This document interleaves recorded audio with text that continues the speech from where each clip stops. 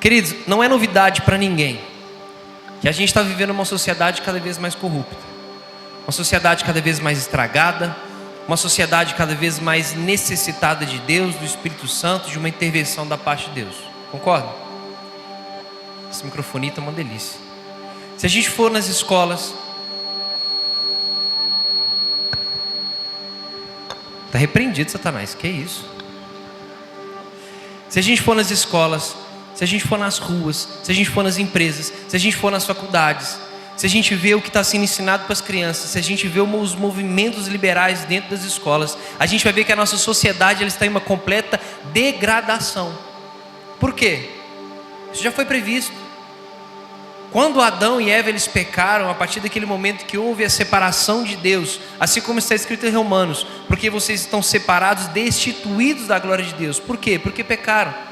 A partir daquele momento a nossa sociedade ela entrou em um declínio moral, declínio espiritual.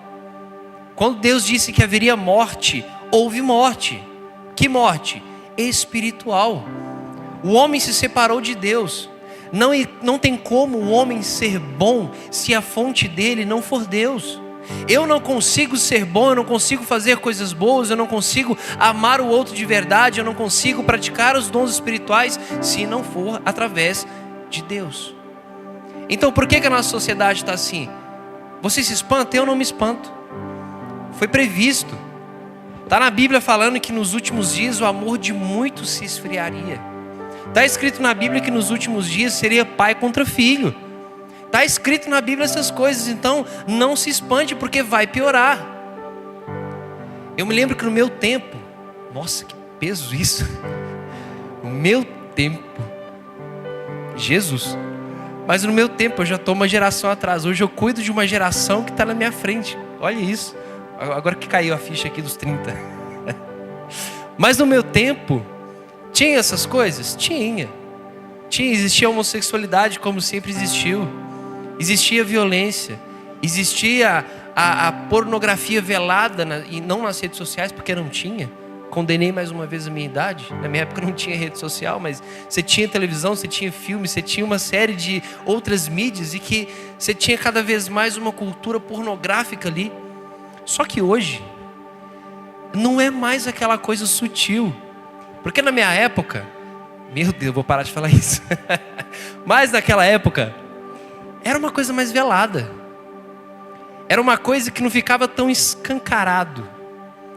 Eu lembro que naquela época, eu não era crente, então eu cresci numa família que se escutava todo tipo de música.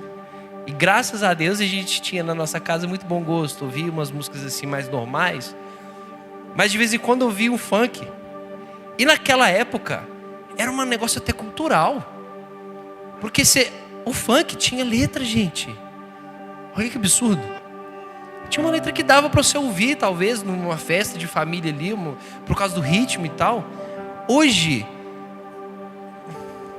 tem vezes que passa carro na rua, tocando música de funk, que meu ouvido dói, que eu falo assim, meu Deus, eu não acredito que ela acabou de falar isso, que ela acabou de cantar isso. É de escandalizar? Com certeza. Mas a tendência é piorar. A tendência é que não só vai piorar o escândalo que existe no mundo, como a tendência é que se a gente afrouxar a rédea, esse escândalo vai começar a acontecer aqui dentro da igreja. Eu creio que não nessa, em nome de Jesus.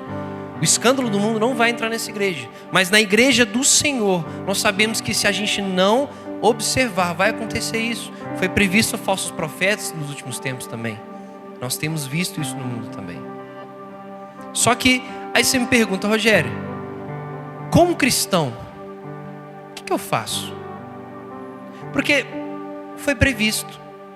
A Bíblia falou sobre isso.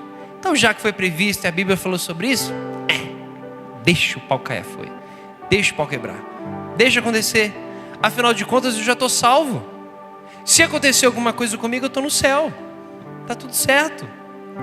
Se acontecer alguma coisa com a minha família, Rogério, eles já estão convertidos, está tudo certo. Não tem que me preocupar com isso.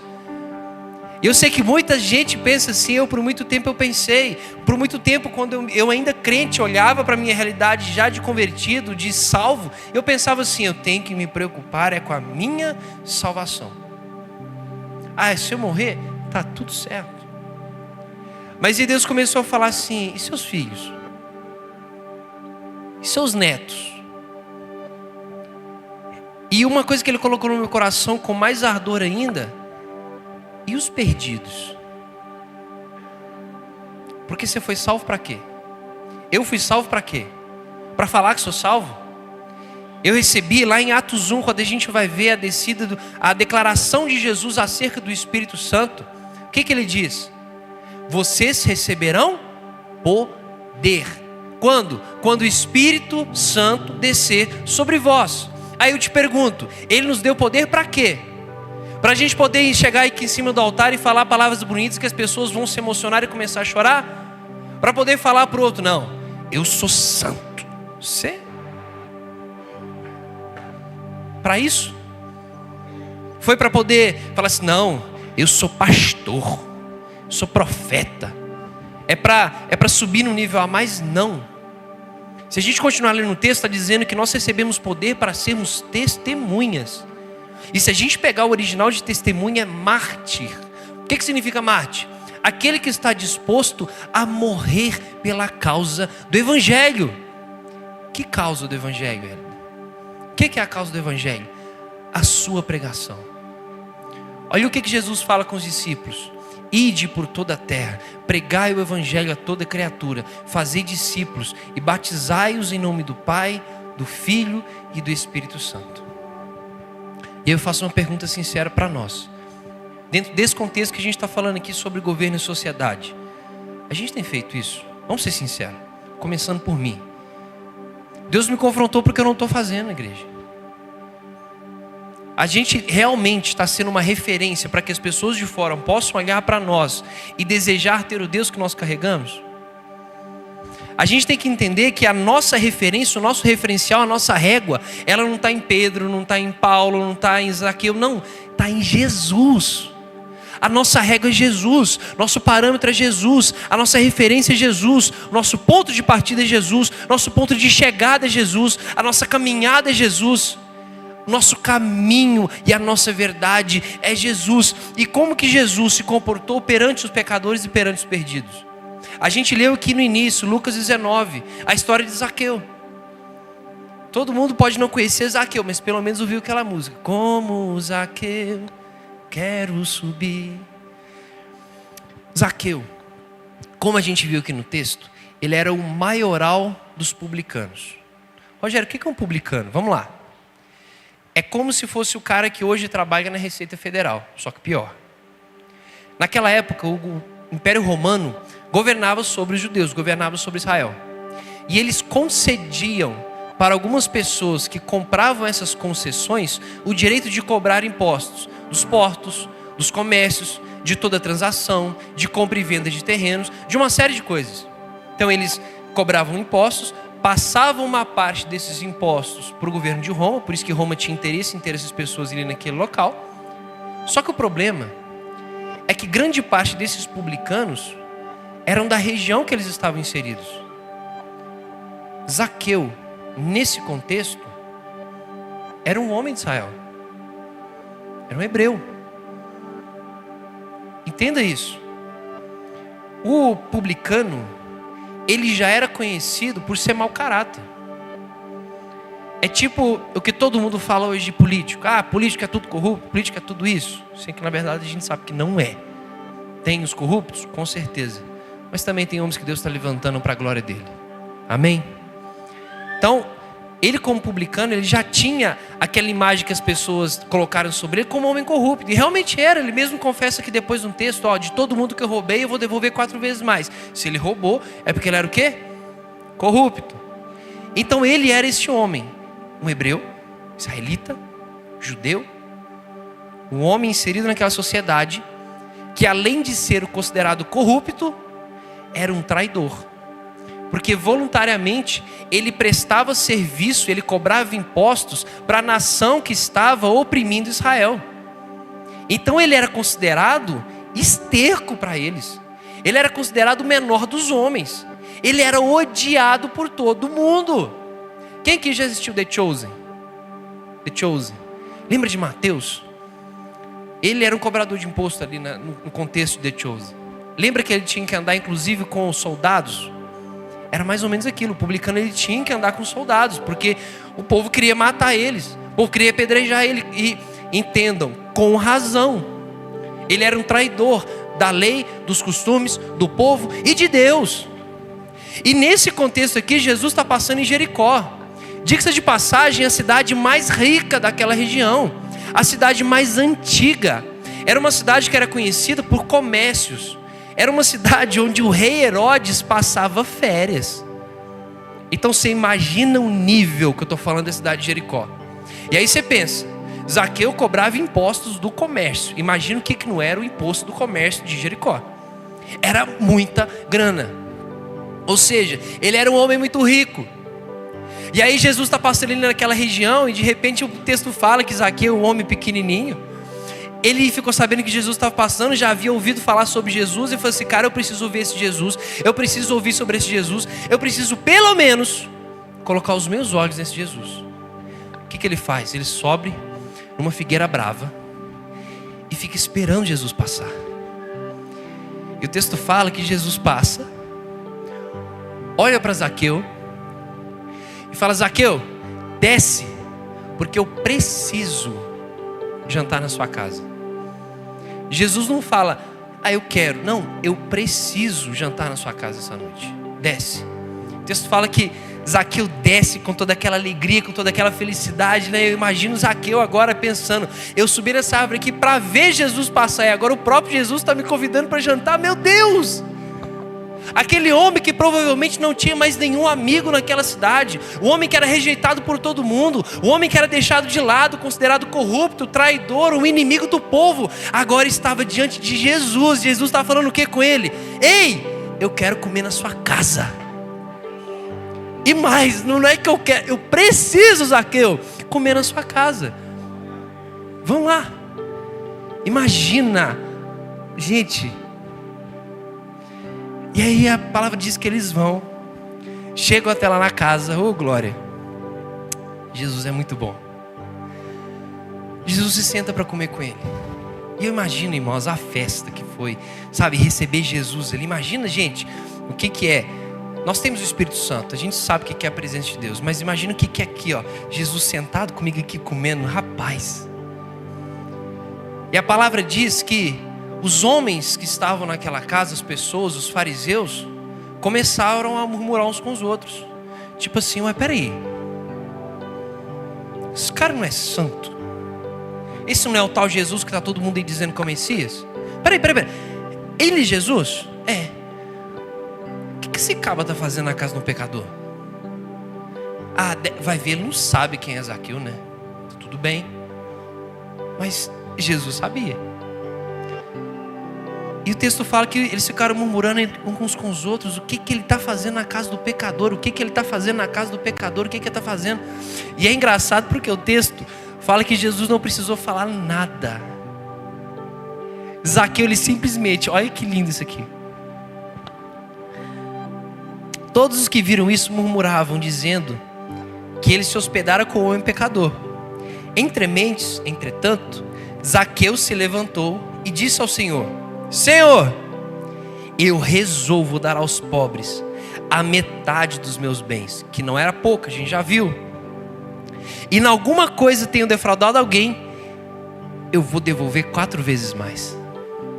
O arrependimento de Zaqueu foi um fruto tão grande de arrependimento, que ele falou assim: ó, eu vou pegar tudo que eu tenho, metade, eu vou dar para os pobres tudo. E a gente já sabe que não é pouco, vou dar para os pobres tudo. E outra coisa, de quem eu roubei, eu vou devolver 4 vezes mais. Não é qualquer fruto de arrependimento, é um fruto de arrependimento para você glorificar. 4 vezes mais. Agora eu te pergunto, em que momento aqui do texto que Jesus pediu para ele fazer isso? Onde? Que hora que Jesus falou para ele assim: ladrão, você sabe que está errado, né? Você vai para o inferno. Bandido, você vai para o inferno. Você está roubando? Que hora que Jesus falou isso aqui? O que Jesus falou com ele? Zaqueu, desce que eu preciso jantar na sua casa. A presença de Jesus foi suficiente. O fato de Jesus estar ali, ele não teve que dizer uma simples palavra. O que ele fez com Zaqueu? Ele amou Zaqueu. Ele amou. Não, impossível. Como que Jesus amaria um pecador? Ele amou Zaqueu. Aquilo foi um ato de amor. Zaqueu, todo mundo aqui nessa cidade te odeia. Todo mundo te rejeita. Todo mundo quer você no inferno. Todo mundo quer te apedrejar. Zaqueu, você tem que andar com soldados em volta de você. Ninguém pode tocar em você porque eles querem te matar, Zaqueu. Mas, ei, eu preciso jantar na sua casa hoje. Isso é um ato de amor. Mas sabe qual que é o problema que entristece meu coração muitas vezes? É que a gente como igreja, aí, presta atenção, nós somos seguidores de Cristo, certo? Porque nós somos cristãos. Só que ao invés da gente fazer o que Cristo fez nessa história, nós nos colocamos nos lugares dos fariseus, que ficam olhando para Jesus sentando com o pecador e falam assim: por que você está sentando com esse pecador? A gente vê os irmãos entrando dentro dos presídios e fala assim: o que você está fazendo aí dentro? Bandido boi, bandido morto. A gente se alegra quando a gente vê muitas vezes no Instagram recebendo notícias de que a polícia matou um bandido. E ainda tem gente que chega e fala assim: CPF cancelado. Você já parou para pensar que Jesus morreu para que aquela pessoa também pudesse ser salva? Nosso coração deveria estar se entristecendo porque existem pecadores indo para o inferno. É motivo de alegria a nossa salvação? Com certeza, porque ela não foi de graça, ela custou muito caro e ela foi o sangue de Jesus. Mas nós não recebemos essa salvação porque nós somos bons. Nós não merecemos ela, foi pela graça. O problema é que quando a gente se vê nesse lugar de graça, a gente começa a querer achar que é por merecimento. E por achar que é por merecimento, a gente para e fala assim: eu não vou me misturar com essa gentalha. Sabe o que a gente faz muitas vezes como igreja? Eu quero exemplificar de forma prática, posso? Ô Lucas, vem cá rapidão. Pode ser você mesmo, eu ser mais doido. Vem aqui embaixo. Porque a gente já está acostumado com a loucura do outro, então não vai assustar comigo. Vem cá. Eu vou bater no seu não, pode ficar tranquilo. Não fisicamente.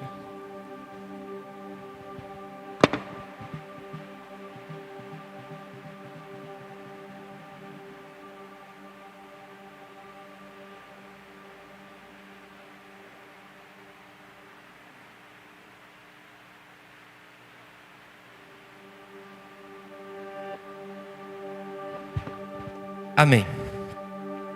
Tá chegando nada, né? Dá uma voltinha então. Mas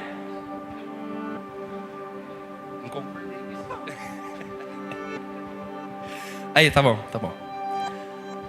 Agora, Lucas, você representa um pecador. Você está com seus olhos vendados. Você está com seu entendimento vendado. Você está confuso.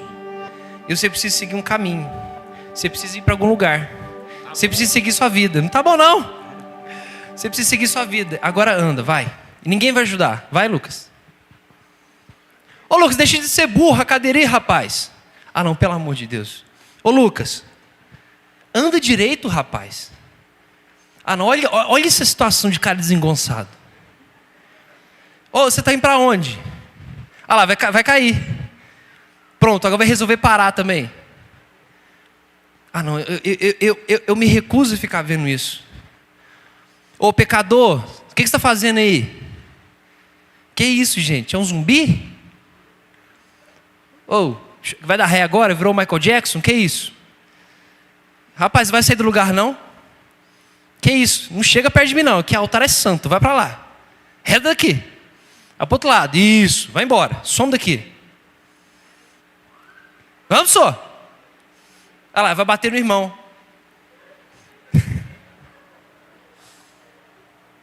Tá bom, Lucas, pode ficar parado aí.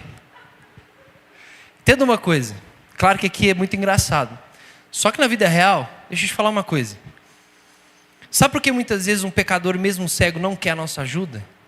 Porque muitas vezes a gente se coloca nesse lugar aqui. Ele precisa de ajuda, ele precisa de direção, precisa de orientação. O que eu estou fazendo com ele? Ô, seu burro, você não está vendo o que você está fazendo, não? Ô, você vai para o inferno. Ô, olha o que você está fazendo. Ô, meu. Em que momento que Jesus fez isso? Que momento na palavra que Jesus fez isso? Quer saber qual que é o nosso papel como cristão? Não é julgar. Isso é um papel do Espírito Santo. Vem cá. Deixa eu te falar uma coisa. Posso te mostrar um caminho melhor? Posso? Vem cá. Conta comigo. Eu sei que a caminhada pode estar difícil, porque você não está conseguindo enxergar. Eu sei que às vezes parece nebuloso, porque você está confuso. Eu entendo, eu já estive nesse lugar que você está também. Mas cuidado que tem um degrau aqui. Levanta o pé. Isso. Agora mais um. Boa. Tem outro. Tem outro. Aí. Agora anda mais um pouquinho comigo. Eu quero te levar para um lugar que a gente não merece estar. Nem eu, nem você, nem ninguém. Mas um cara morreu na cruz. Cuidado que tem mais um degrau. E ele morreu na cruz para que eu e você, agora a gente pudesse estar caminhando aqui para esse lugar, para poder contemplar a presença dele. E além de te trazer nesse lugar, ele quer fazer mais uma coisa com você.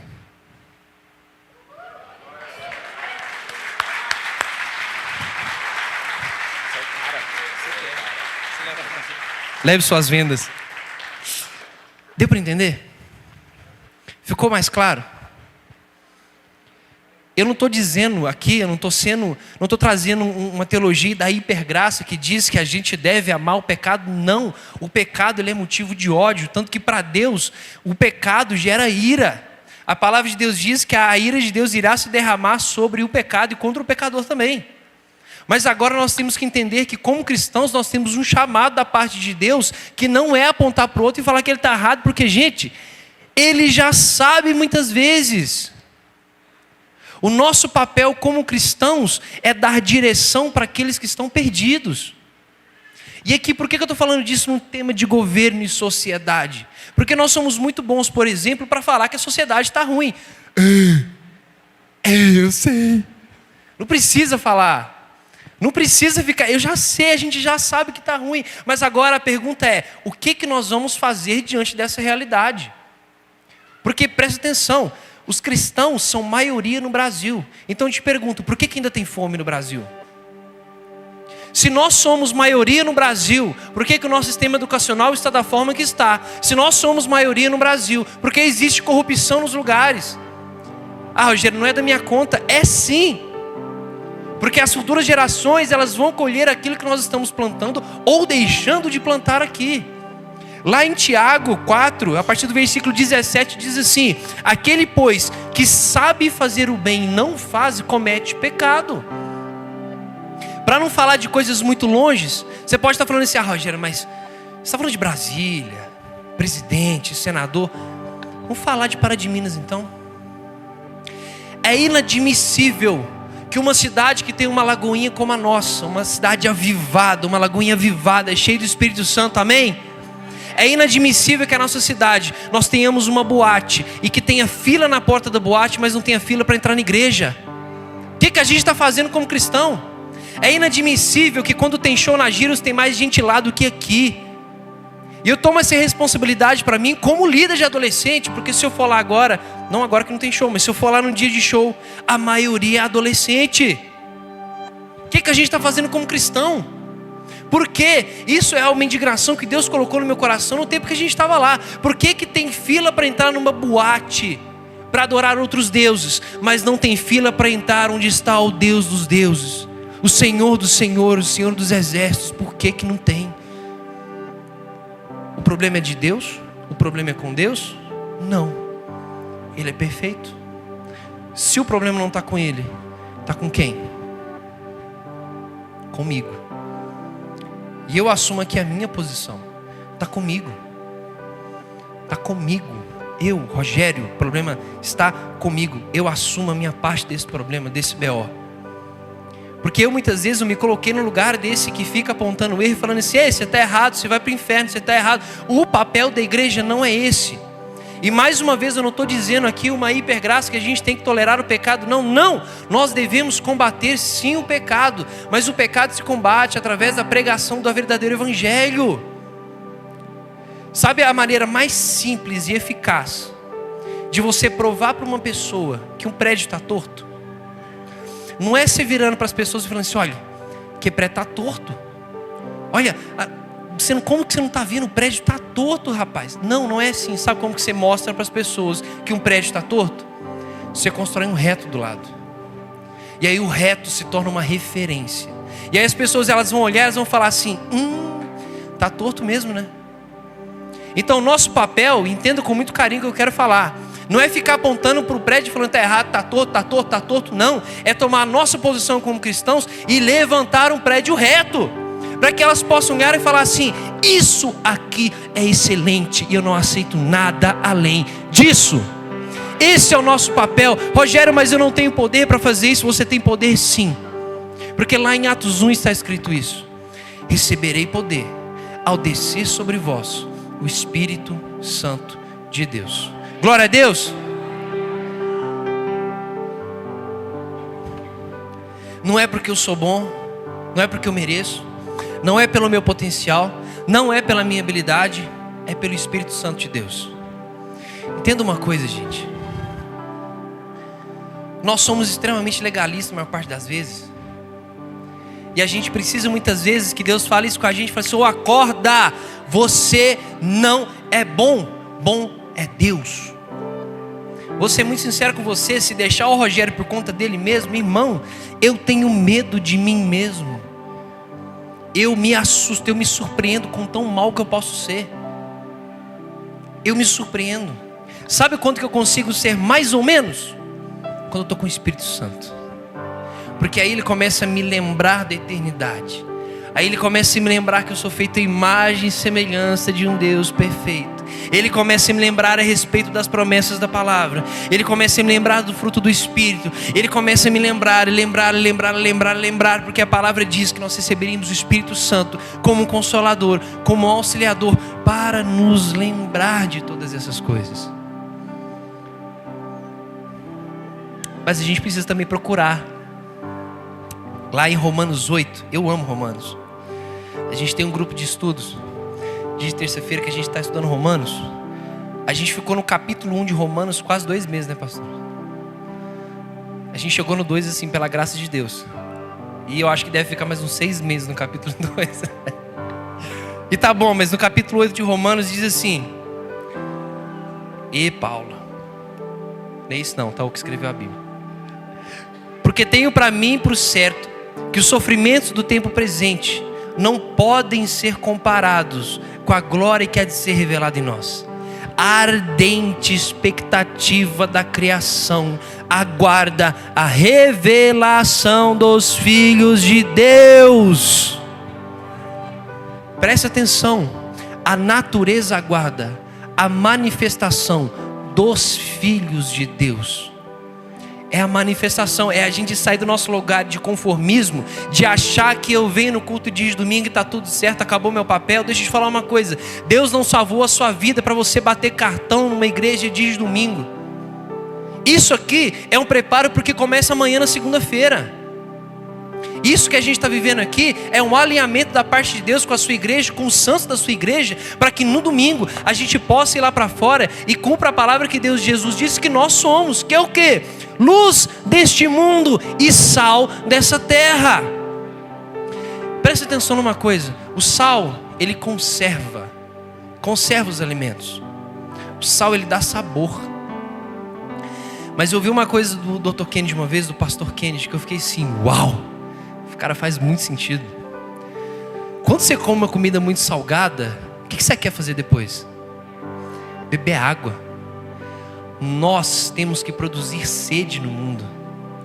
As pessoas têm que estar junto com a gente, tipo assim: eu tô com sede. Aí na hora que ela fala assim: eu tô com sede, eu...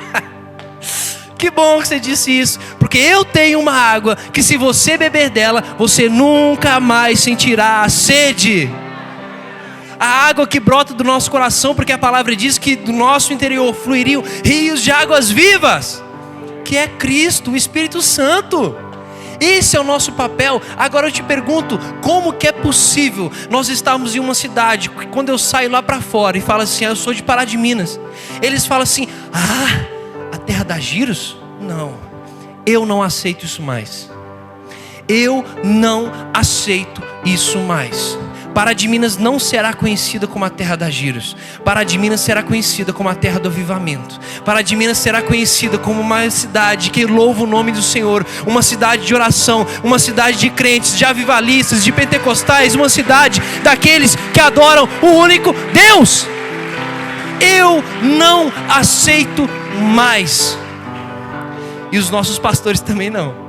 Porque eu já falei isso com eles. E estamos na mesma visão. Gente, como eu amo ser dessa igreja. Eu amo demais. Eu não estou aqui bajulando os pastores. Eu não preciso disso. Mas é tão bom ser pastoreado por eles. Porque a pastora Beth é assim. Ela é quase que a versão feminina do pastor Marcos Valadão. Porque ela só fala assim: pastor, a gente quer fazer isso. É pecado? Não. Então vai. Isso é bom demais. Lucas está aqui como líder da juventude, sabe? A loucura que a gente quiser fazer, se for para Jesus e não for pecado, ela vai junto ainda. Não é só falar assim, faz não. De repente a gente está lá na praça evangelizando e chega a pastora. Que exemplo, gente. Então, a gente acabou de ler em Tiago 4. Se você sabe o que é certo e não faz, você está em pecado. Então eu acabei de condenar todo mundo aqui agora a fazer.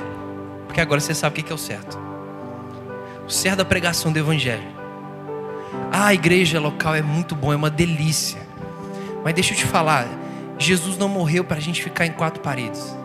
Jesus morreu para a gente se relacionar aqui, se alimentar aqui, celebrar a ceia dele aqui como memorial do sacrifício dele naquela cruz. Sim, ele fez isso tudo por nós. Mas deixa eu te falar uma coisa, com um objetivo. Ide por todo mundo, pregai o evangelho a toda criatura e batizai em nome do Pai, do Filho e do Espírito Santo. Hoje teve um momento tão maravilhoso aqui na igreja, que foi uma manhã de batismo. Você pode glorificar a Deus por isso? Uma manhã de batismo, glorifica a Deus. Se é para Jesus, aplaude mais forte. Toda vez que existe um batismo como que aconteceu hoje, o inferno treme de ódio. Eu fico imaginando Satanás na porta, porque não vai entrar. Olhando e falando assim: aqui eu vou matar esse povo. Vai não. Vai não. Deixa eu te falar uma coisa. A gente está colocando uma bomba no inferno. Nós como Lagoinhas. E principalmente nesse tempo. O Lucas falou uma coisa. A gente está muito alinhado nesse propósito também, nessa visão. Assim como os pastores, assim como a liderança da Lagoinha como um todo. Que Deus falou muito no nosso coração, né, Lucas? Nesses dias que a gente estava lá. É sobre semente. Deus colocou uma semente nos nossos corações que nós não deixaremos morrer. E mais do que isso, essa semente que Deus colocou nos nossos corações, a gente está semeando. Agora cabe a nós cuidar do solo, nosso coração, nosso entendimento. Sabe quando Paulo fala que nós devemos entregar os nossos corpos como um culto racional a Deus? É agora. Nossa, que palavra inspiradora, que palavra emocionante. Eu espero em nome de Jesus que essa palavra não esteja sendo emocionante para você, mas que ela esteja sendo confrontadora. Que ela esteja produzindo em você um sentimento de: eu preciso sair daqui e pregar pelo menos para uns 5. Eu preciso fazer alguma coisa. Eu espero que ela esteja produzindo isso, porque essa semente que nós estamos colocando no coração dessa Lagoinha é para isso. Irmãos, daqui um dia não vai sobrar cadeira aqui não. Daqui um dia a gente vai ter que ter exclusividade com a fábrica de cadeira, porque ele vai ter que cadeira, porque vai encher. Eu vou falar mais, não vai ser uma igreja cheia de gente vazia, vai ser uma igreja cheia de gente que transborda o Espírito Santo de Deus. Você crê nisso? Então louve a Deus por isso, porque vai ser assim. Eu não estou falando da boca para fora. E eu não estou falando algo que não seja vontade de Deus, não, porque a vontade de Deus é alcançar o perdido. Essa igreja será conhecida como uma referência no Centro-Oeste. Por que no Centro-Oeste? Porque a Giros é a maior do Centro-Oeste. A gente não vai desbancar, ela não é só aqui em Pará de Minas, não. É no Centro-Oeste.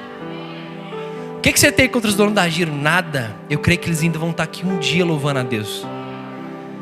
O que eu tenho é contra o Satanás que está ali, pegando jovens, adolescentes, levando para droga, prostituição, enquanto a gente está muito confortável aqui dentro da igreja, ignorando que eles estão lá. Uma vez eu vi uma pessoa falando assim: você quer Você quer conhecer um super-herói? Alguém que tem o poder da invisibilidade? Eu quero. Vai no centro de BH. Lá tem um tanto de gente invisível, sentada assim nas muretas das ruas usando droga. Sabe por quê? Porque a gente passa e faz assim. A gente passa no centro e vê um adolescente vestido de qualquer jeito. E a gente faz isso aqui.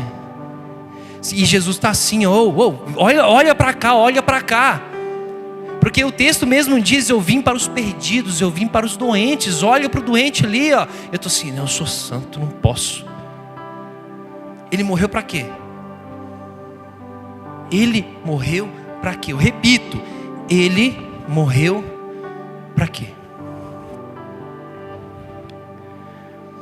A gente tem que entender que a santidade denuncia o pecado. Por isso que às vezes quando tem alguém pegando fogo, e às vezes a gente não está tanto, a gente se incomoda, já reparou? Principalmente, eu falo por mim, estou falando de Rogério. Eu me peguei nesse estado e eu falei, Deus, misericórdia de mim, Senhor, misericórdia da minha alma. Porque quando você chega na igreja, irmão, eu lembro da juventude não era Legacy ainda, nem lembro o nome, não era Gol também, não, era outra coisa. Era o nome, era juventude, tantos anos atrás. Irmão, eu estava conhecendo aquela mulher linda. Ô glória! O maior exemplo assim de que Deus faz milagres, eu casei com ela. Sim. Eu orei demais e eu acho que ela orou de menos. Eu lembro que naquela época a gente juntava, cara, na juventude. Quem é daquela época? O Paulinho, você lembra? O Gustavo também pegou um pouco dessa época.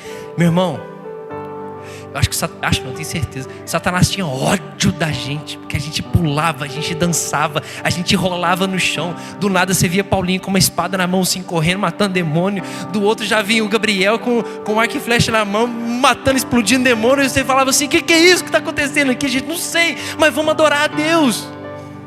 Mas sabe qual que é o problema? É que a gente vai ficando maduro na fé, e a gente começa a olhar para isso tipo, eu não faço mais isso. Isso é coisa do imaturo. Isso é coisa do imaturo. Não, eu sou crente da Bíblia Rexona aqui, ó. Vou pro culto, tudo formal, tudo. Gente, um exemplo de maturidade que eu tenho na Bíblia é o rei Davi. Um rei segundo o coração de Deus. Quando a arca está entrando na cidade, o que Davi começa a fazer? Tô nem aí se eu sou rei, vou começar a dançar, vou pular na presença de Deus, eu vou louvar a Deus com o que eu tenho, que é o meu corpo. E Mical fica olhando a janela tipo assim, que vergonha, um homão desse tamanho, dançando, pulando para lá e para cá, que coisa ridícula. Aí eu te pergunto, foi da descendência de Mical ou de Davi que Jesus veio? E aí Deus falou comigo assim, apatia não é sinal de maturidade, é só de frieza mesmo. Lá em Apocalipse, em uma das igrejas que ele fala aos anjos, ele diz assim, uma coisa eu tenho contra ti, você esqueceu o primeiro amor. Volta-te, volta, porque não adianta a gente avançar com obras se a gente não avançar com amor.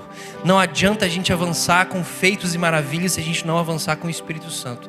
Não adianta a gente avançar com maturidade se nós não avançarmos com o temor e o calor do Espírito Santo junto com a gente.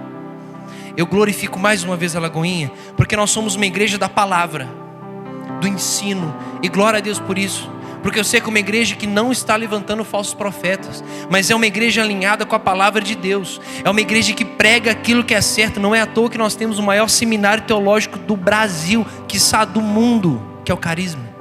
Que inclusive nós temos uma unidade aqui em Pará de Minas. E eu não sei por que você ainda não se inscreveu para a próxima turma. E glória a Deus que nós temos um Carisma. Nós somos uma igreja da palavra, mas nós também somos uma igreja do Espírito de Deus.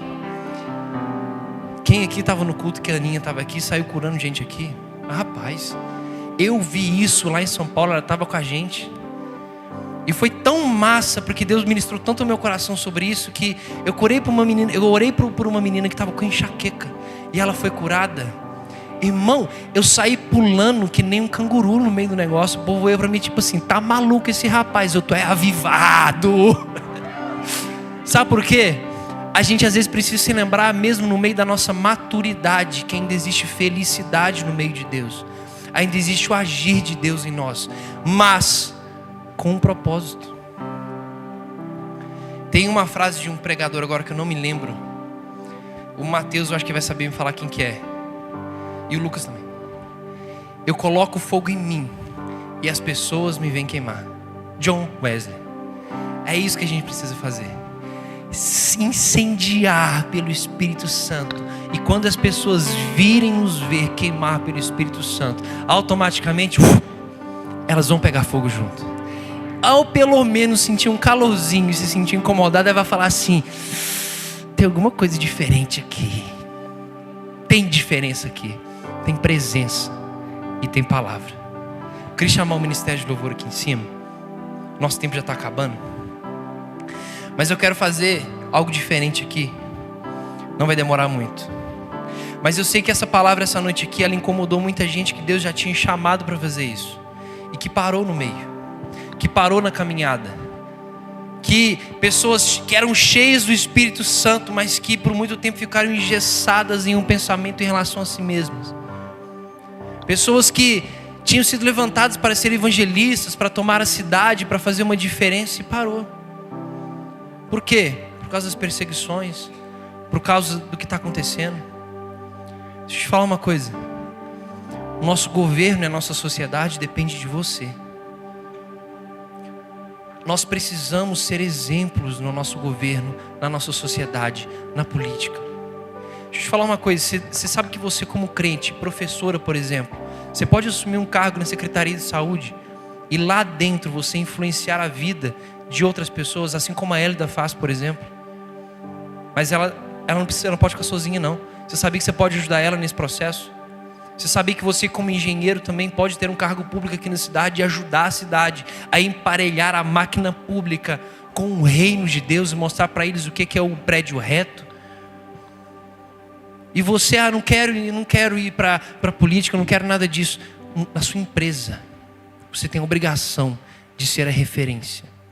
Você tem a obrigação de ser aquele que as pessoas olham e elas falam assim: eu vou ser igual. E eu quero que vocês entendam com muito amor no coração de vocês. Eu não sou perfeito para estar pregando isso. Vocês não têm noção da quantidade de coisas que Deus tem tratado nos últimos tempos no meu coração que precisam ser ajustadas na minha vida. Mas não é sobre ser perfeito. É sobre estar disposto. Sabe por quê? Nós somos vaso e Ele é o oleiro. Se está ruim o vaso, fica tranquilo. Ele dá um jeito. Porque tem muita gente que fala assim: não, Rogério, eu não estou bem para isso nesse momento. Não é você que decide isso, amor. Não é você. É Ele. Só vem. Ah, mas eu estou todo quebrado, estou todo sujo. É desse jeitinho que eu gosto. Porque pega, ele amassa o vaso, ele coloca barro novo, ele coloca dentro do forno e sai algo perfeito para Ele usar. Mas ninguém é capaz de se salvar, ninguém é capaz de se limpar, ninguém é capaz de se curar. Fique de pé no seu lugar.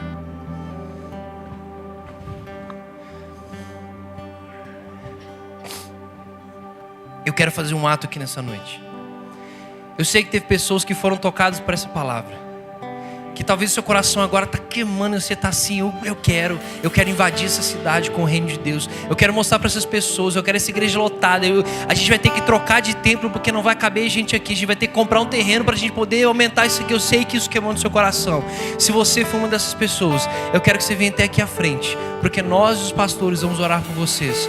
Se está ardendo no seu coração, se isso queima no seu coração, se é um chamado de Deus que está colocando no seu coração, de, sabe, queima nessa cidade, coloca fogo nessa cidade, mostra o meu reino para essas pessoas. Se você está sendo chamado por Deus agora nesse momento para ser uma referência, para ser um pilar, vem aqui na frente sem vergonha nenhuma. Ah, Rogério, mas hoje eu sou líder há tanto tempo, eu vou na frente. Vem, não sou eu que estou chamando, é algo da parte do Espírito Santo de Deus.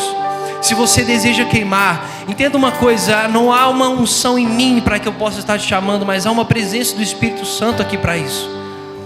Não sou eu nem os pastores que vão te capacitar para isso não, mas você será cheio do Espírito Santo. E ao ser cheio do Espírito Santo, você receberá poder para mover na sociedade aquilo que Jesus chamou você para fazer. Enquanto o ministério de louvor vai ministrar uma canção, enquanto eles cantam, nós estaremos orando por você. Se nesse meio tempo você for incomodado também, vem aqui para frente. Mas pare de ser omisso e dê o passo que Jesus te chamou para ser.